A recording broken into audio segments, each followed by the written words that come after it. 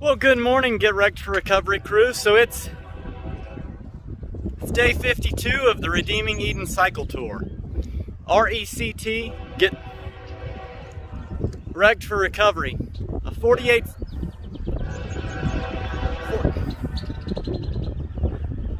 state, 4-year ride for addiction recovery awareness. Each day I pedal for someone who's passed away from addiction. And the whole end goal is to build a rehab. And this is state number 37, North Dakota, on the Ride to RAGBRAI 2022. A 4,500 mile loop around the Midwest. Ohio to Erie Trail, Michigan's Upper Peninsula, Glacier National Park, Yellowstone National Park, east to RAGBRAI the last week of July. And it's all to raise awareness that addiction recovery options are available, that you don't have to die in your addiction. There's churches, celebrate recoveries and rescue missions all over the nation, all over the world. We just want to help you, talk to you, and love you if you find yourself battling addiction. So, super peaceful night's sleep last night.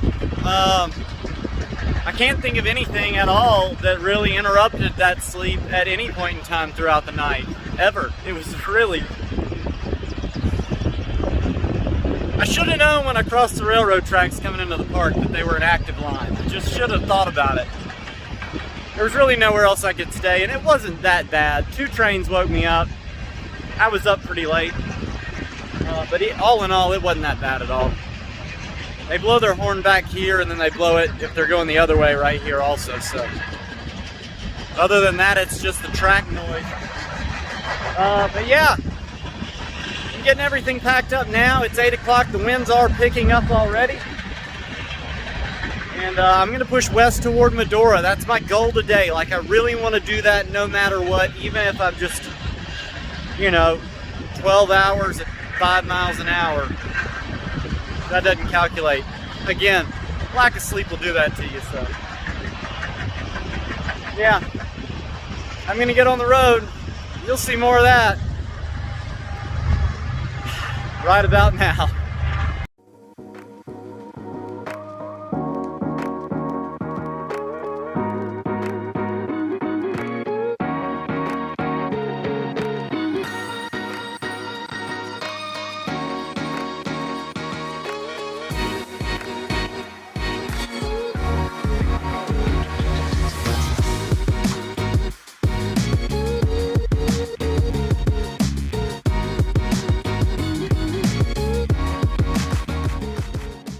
I don't know if you can see it or not, but the wind looks absolutely beautiful blowing through these grasses right here. It's definitely a fight. It's one of the harder ones. I think I'm gonna roll into town, and I may contemplate riding at night when all this dies down to keep moving forward. I might swap to night riding. I can't think of another option because this is almost impossible at this point. But I think I'm just 6 more miles to the next town, so when we get there, sit down and eat and recalculate. You'll see more of that right about now.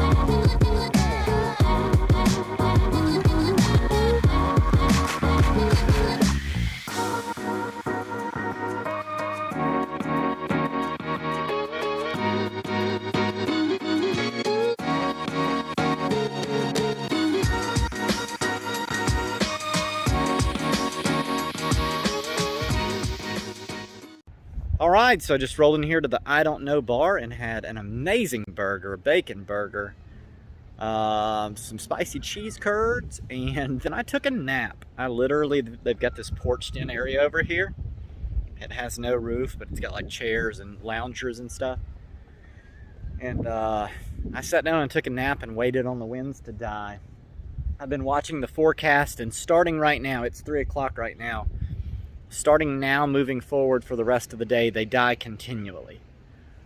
This morning when I left out, they were picking up continually to this point. So I'm hoping that'll help me out. I've got 28 miles to Medora from here, and a lot of that is interstate. So that's going to be just like a steady push up the hill into Medora. It's a huge climb once I get to the interstate. But it's going to be pretty hilly today anyway. I think it's like 2,200 feet of climbing. So either way, I can't get there if I don't get on the bike and start riding. So you'll see more of that right about now.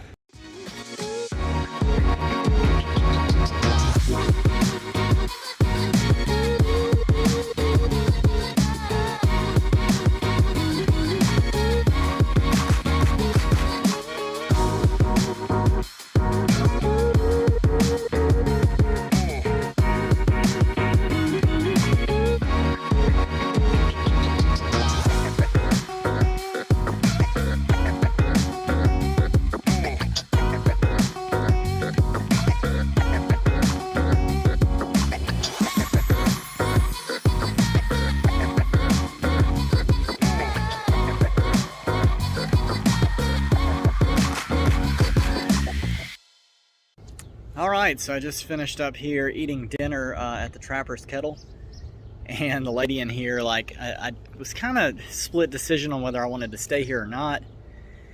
I've been fighting the wind all day, but the wind is dying down now. I'd be riding after dark, but I'll be on the interstate. Like, all the things are kind of lining up to just keep moving. But I asked the lady, I was like, so staying here, you know, tomorrow it's going to rain, tonight it's going to thunderstorm, tomorrow it's going to rain and be very high winds again, so I would need to take a zero. And she was like, we don't even have our shower house open. So she called the Lutheran church down the street, but I mean, the guy was like, yeah, you know, we got a youth event tonight, he can come after 8 o'clock and put his tent down. But then again, that's going to be one of those, like, got to be right out in the morning, and it's going to be raining. I'm not feeling, I don't feel comfortable about it. I feel more comfortable about getting on the interstate for the next 20 miles and 1,100 feet of elevation climb. So that's what I'm going to do, and you're going to see more of that right about now.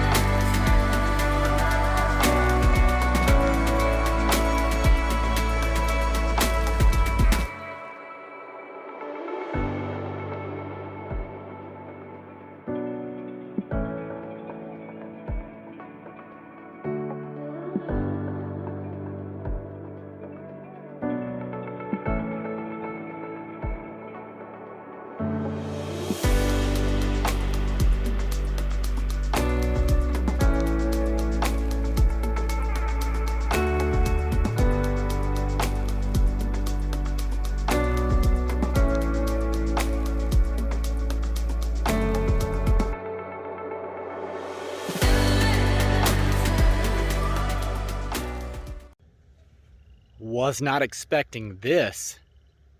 Oh my goodness. These are the North Dakota Badlands.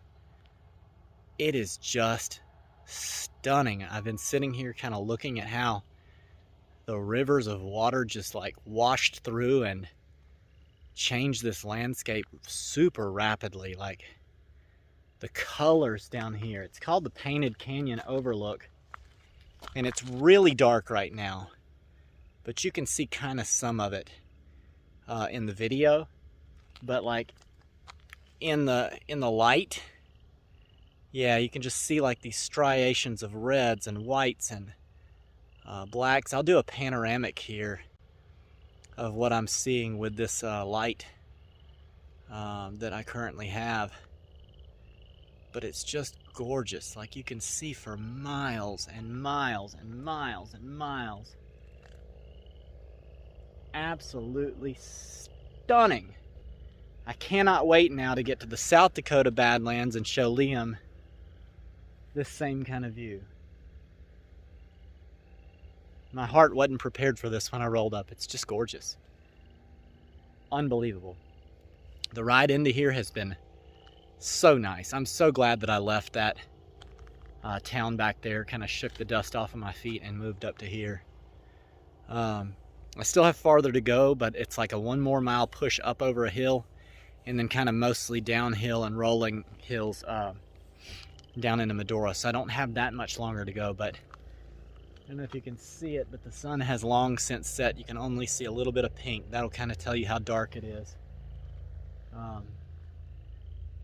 Yeah, this would be a good one to see in the daytime for sure. So anyway, got to keep moving. You'll see more of that right about now.